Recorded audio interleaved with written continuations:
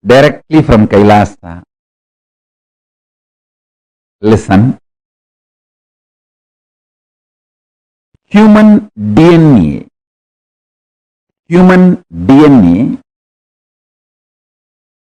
has ripe, grown.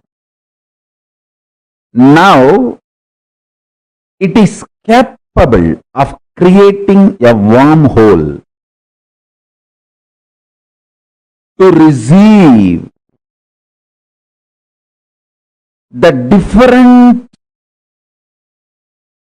reality and existence of the higher superconscious dimensions of the universe, like a portal. Receive the knowledge, powers, and superconsciousness itself from the higher dimension and radiate it, manifest it. Work happened through this body is developing a powerful spiritual tool, mechanism, software, whatever word you want to use. I will use the word organism. That's the best word. A spiritual organism is developed. So the initiation can happen to all of you who are ready to receive. So now I am ready with the organism, spiritual organism, spiritual software, spiritual mechanism through which your DNA can open and create a wormhole,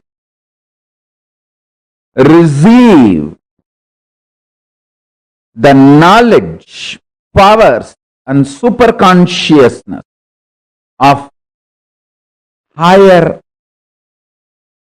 reality, Kailasa, what I call Kailasa, Paramashiva.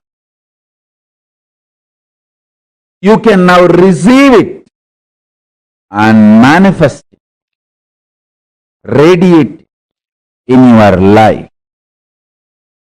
Now I am ready with this whole mechanism, the whole organism. This is the work. It was happening through this body. Understand? Now, this is the greatest gift for the humanity. It is ready.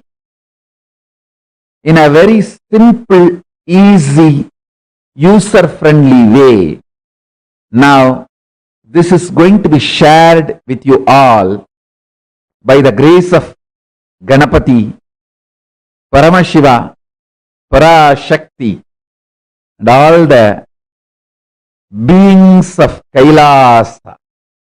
Mahā KAILΑSA is manifesting here. The whole organism has happened in such a way, just by initiation, the human DNA can open up, create a wormhole, and receive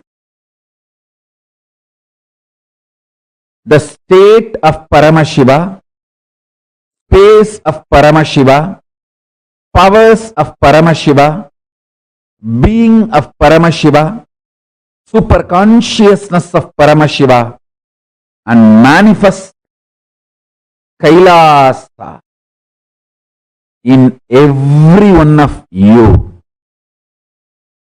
in every one of us.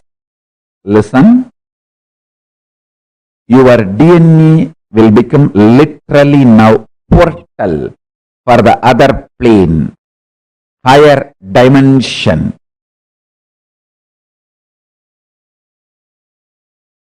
the superconscious space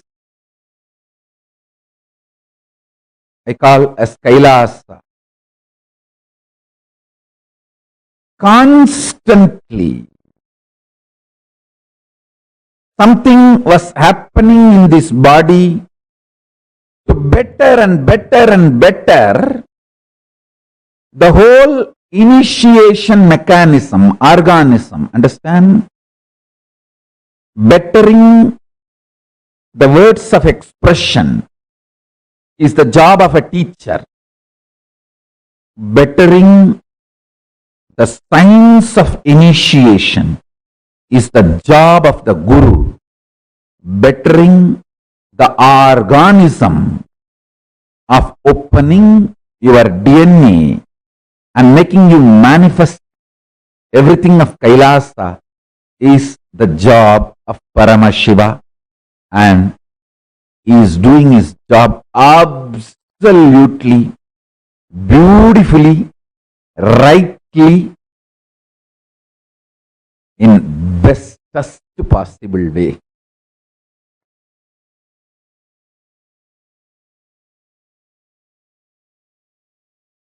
Paramashiva's message directly from Sri Kailasa.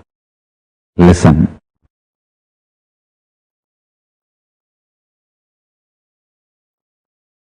The fundamental cognitions are the principles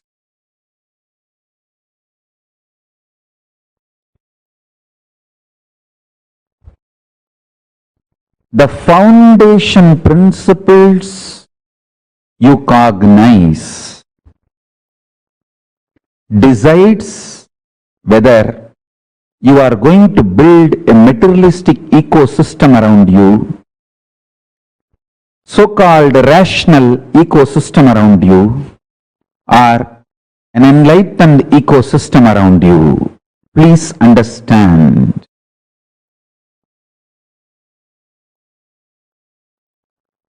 All the so-called conclusions of the science and rationality is not rationally rational or scientifically scientific. All the cognitions, politicians,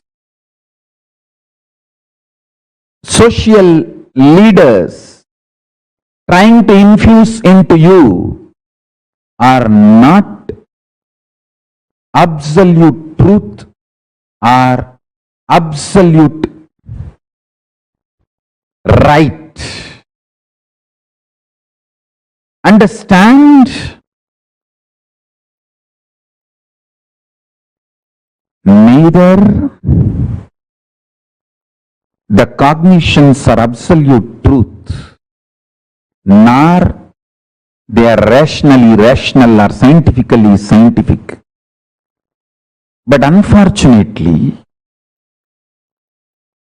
the cognitions you cognize decides the quality of life you are going to have. Understand? The ultimate Tyagi, Paramashiva, reveals all the truths as it is.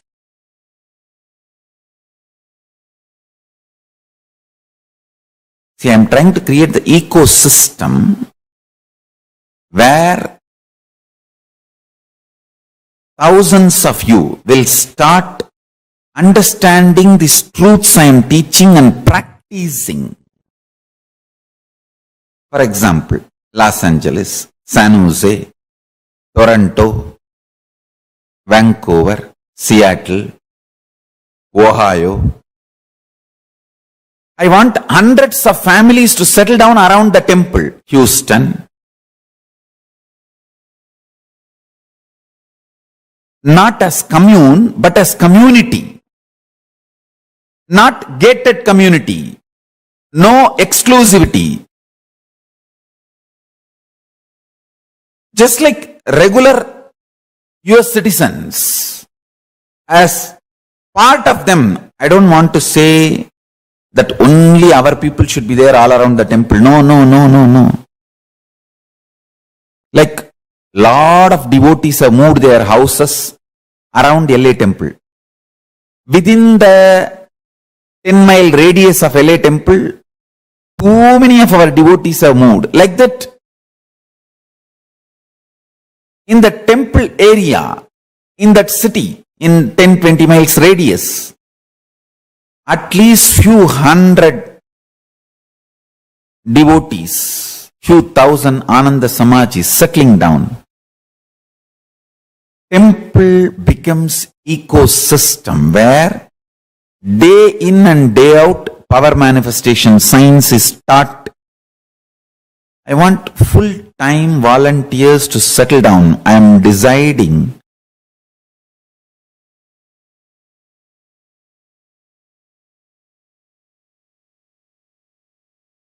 want to give this spiritual instruction. Take this as a spiritual guidance and instruction. All the temples all over the world start having all the devotees, disciples settling down around the temple, not as commune. Be very clear.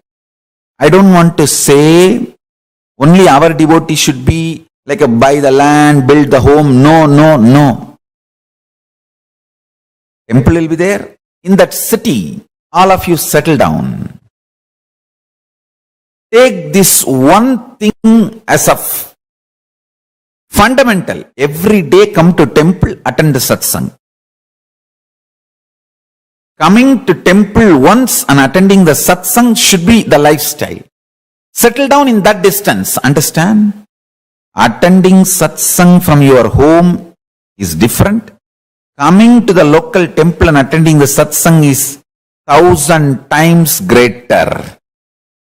Because whatever is said and done, the energy radiated by deities, the linga. See, in your home, only Guru will be there. If you come to temple, Guru, Linga, Sangha, all three will be there. So nothing like having Guru, Linga, Sangha, all the three. So temple awakens a kind of a powerfulness and intensity and depth.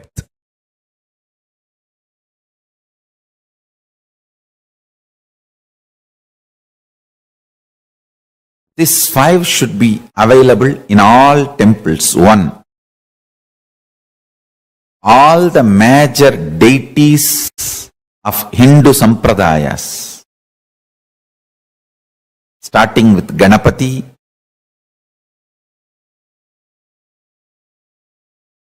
Shiva, Devi, Subramanya, Vishnu, Navagrahas, and each god's different incarnations, like a Vishnu. You should have at least Rama and Krishna. The pantheon of Hindu deities. Understand? And I am making this very clear. All my temple, the deities should be worshipped, maintained by devotees. Understand? You touching the deity, maintaining, cooking food, offering nevedyam, doing abhishekam, something happens to you inside. Paramashiva starts manifesting inside you. I am not saying our ancient tradition of having the priests and having the temple is wrong. No. I am absolutely for it.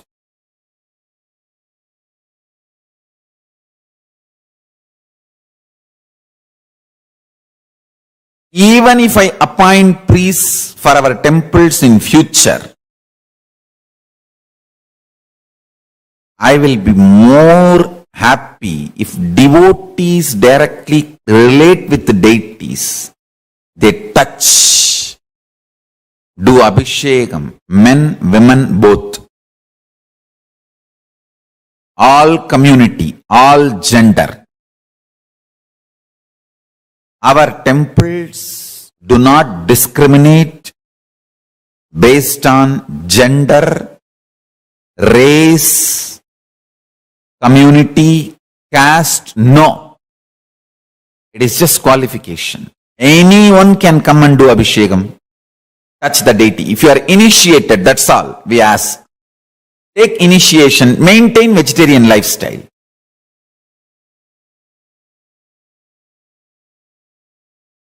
Even if we get priests in the future, maybe I will let the priest do the abhishekam one kalam, one time puja, and open the another one kalam puja for devotees and disciples. That is my vision, I tell you. When you touch the deities and do puja, abhishekam, alankaram, maintain, Paramashiva grows inside you. He manifests more and more inside you.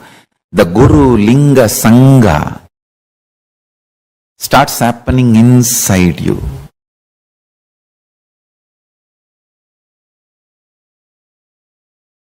This is what my vision of Kailasa. I want every US city to have one Kailasa. Every US city to have one Kailasa.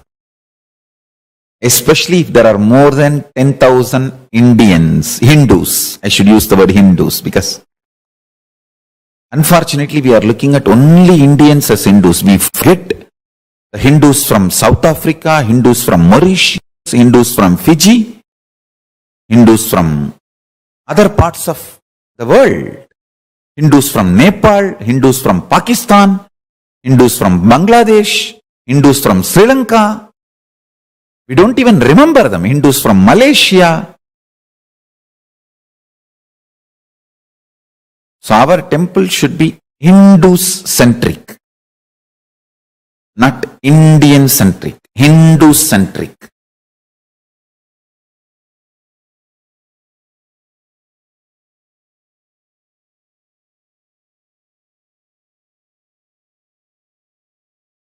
Anyone who is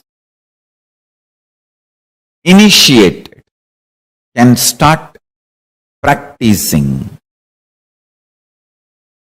Our temple should be more a place where practicing is done. Powerful practicing is done. Understand?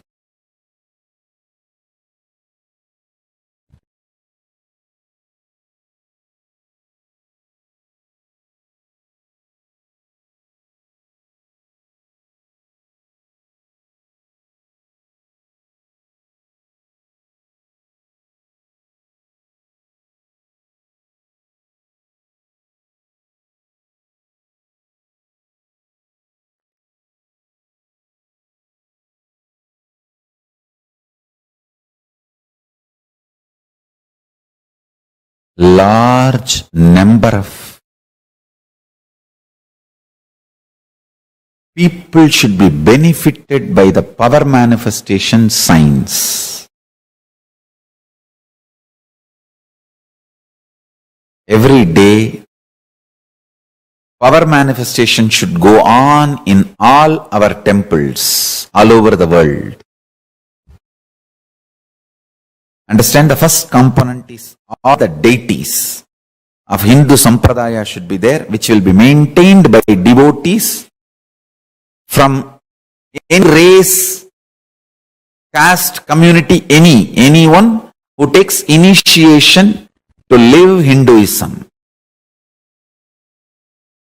can touch and worship the deities, maintain the deities, involve in the deities. And I wanted to tell you,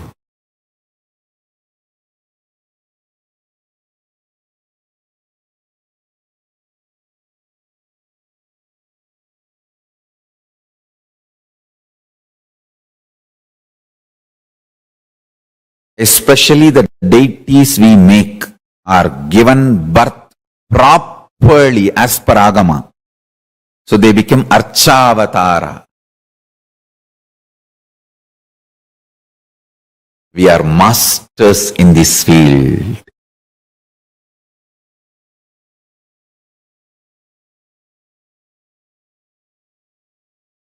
We know why we do what we do thoroughly. That is the uniqueness of Kailasa. Nityananda's Hindu temples, Paramashiva temples, Paramashivalayas, large size Hindu deities of all sampradaya. That's the first thing in all our Kailasas. Second thing, understand? Every day, power manifestation science should be taught by committed celibate sannyasis. Anybody who wants to commit and take this sannyas life can start gathering in the localities of our temples.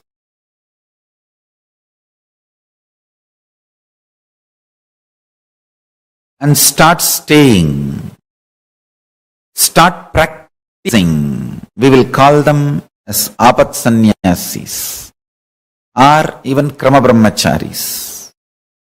It is like an under training. They take it up, they commit, they can be there as long as they want to continue in that path. Understand? I am announcing some of the new most important spiritual policies.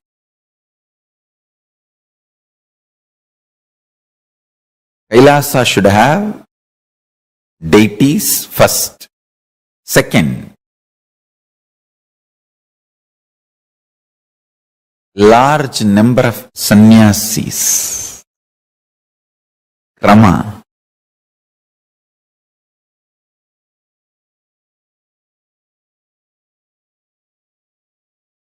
Krama brahmacharis who want to take up this lifestyle and maintain the temple, maintain the Kailasa ecosystem, who start manifesting powers, teaching, guiding people into manifesting powers, making people understand the importance of enlightenment and introducing Hinduism.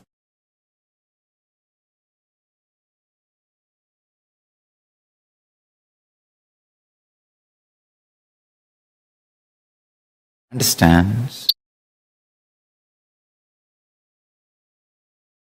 The whole ecosystem necessary for this. We should start focusing and manifesting it in every city where at least 10,000 Hindus are living. And a large library. Still Hinduism is in books. It has not yet come to the digital world. Still Hinduism is living in books, especially in home libraries. Still we have not left the habit of reading books and learning Hinduism. So, as long as that reading books and learning Hinduism is there for Hindus, we should keep a huge library. Digitizing we will continue to do. but the huge library, physical library, is required.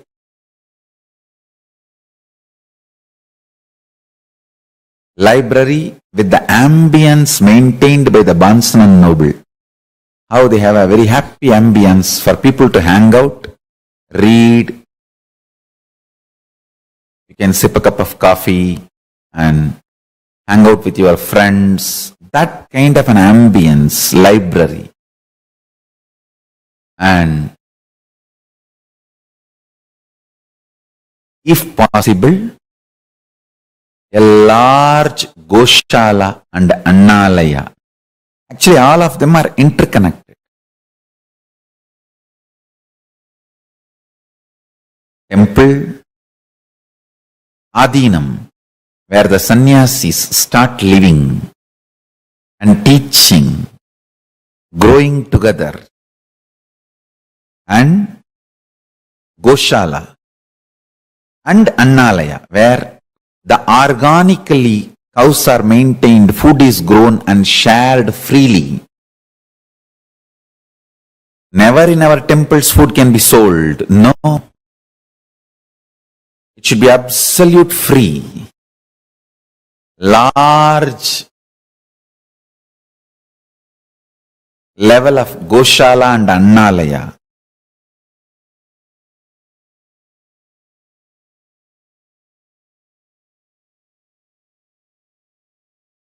Temple with large size deities, power manifestation, science, and enlightenment science taught by committed large number of sannyasis day in and day out.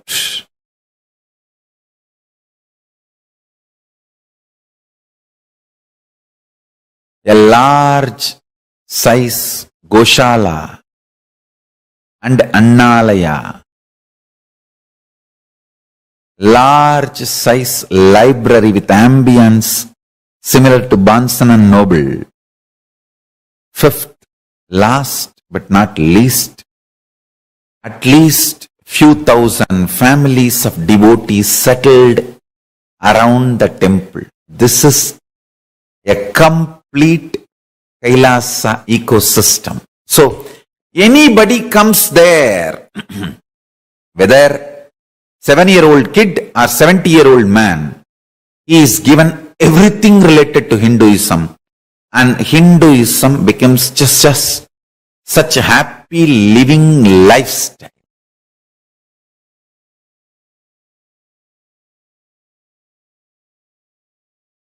It's literally like I am reproducing whatever I was visualizing and manifesting in multiple places of our Sangha.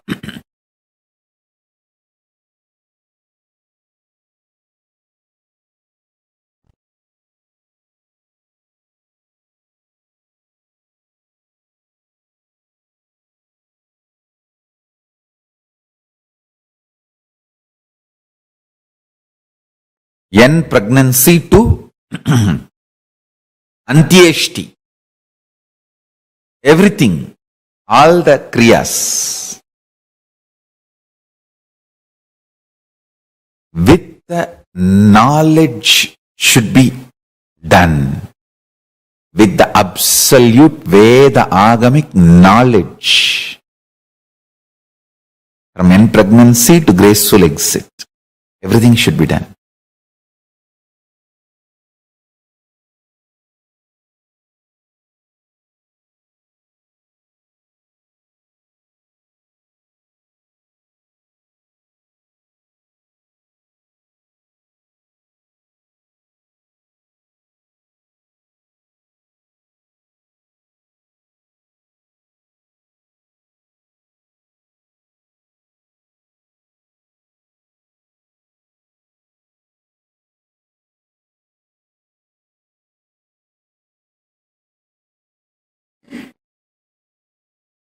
These ecosystems all over the world will keep this whole enlightenment science alive.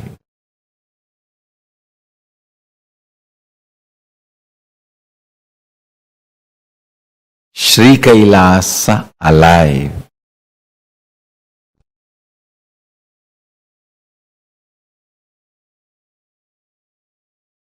Everywhere, the local temples, ashrams, adhinams, universities, goshalas should start expanding and start adopting the best practices of Sanatana Hindu Dharma.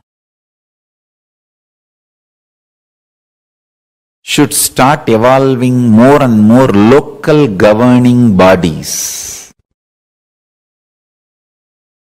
Local governing bodies.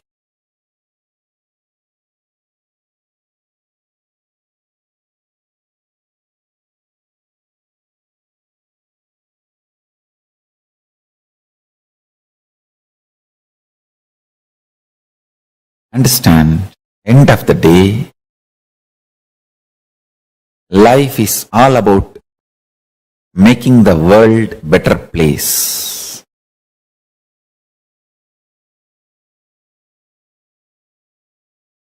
Thousands and thousands of people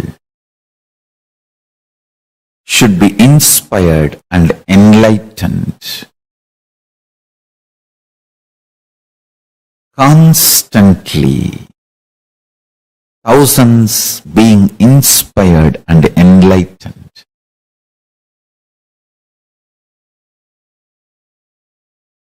Helping, evolving, living, guiding, radiating the state, space, powers, superconsciousness of Paramashiva.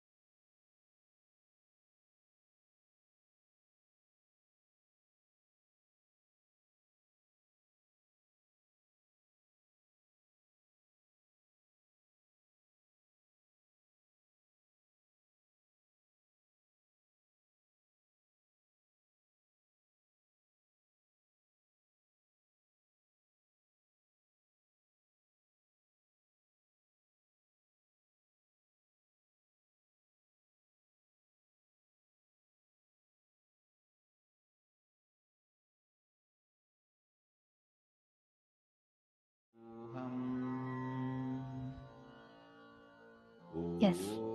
Did each of you understand with what Swamiji revealed just now? Can I request all of you to share? What did you all understand?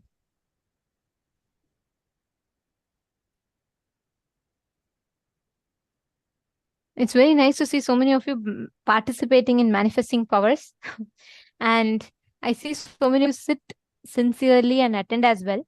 Can I request all the participants to please come back? All those who are, for whom it's night time and you're wanting to go for a break, please gather back. See, this is the very, very important truths what we are learning today.